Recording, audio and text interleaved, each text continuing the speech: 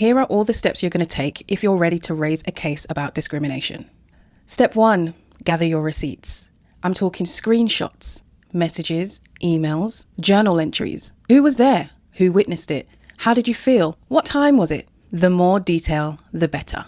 And while you're doing this, I beg of you, don't say anything to anyone. Keep it to yourself, gather your receipts, and build your case. Step 2, not always suitable, but ACAS and their best practice do say that you should try to deal with it informally.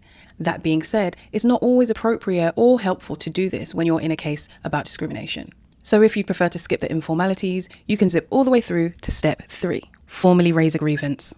When a situation is serious enough, you can raise a formal grievance in written form. If you're wondering the best way to do this, then you can usually refer to your employee handbook, which talks about your grievance procedure and how to make a submission, who to send it to, and when you can expect a response. But if your workplace isn't as sophisticated as that, you can refer to ACAS, which outlines the best practice for submitting a grievance and what the grievance procedure should look like. For step 4, we're going to bundle together the grievance investigation and the grievance hearing because your employer leads on this. You just have to turn up, give your evidence, and state your points. When you attend, you have the right to take a colleague or a trade union rep with you, but you do have to do most of the talking. You're usually asked what a resolution looks like for you or what you want to get out of this.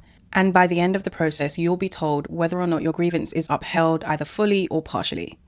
Now, here's where I want you to get strategic. Grievance processes shouldn't be dragged out. In fact, like I've mentioned, it should be outlined in your handbook how long you should expect this to even last. But regardless of the guidance, every day that passes during your grievance procedure is a day that's eating into your right to go to employment tribunal. You have 3 months minus 1 day from the last occurrence of discrimination to raise a claim at employment tribunal. And the truth is, your employer probably knows this.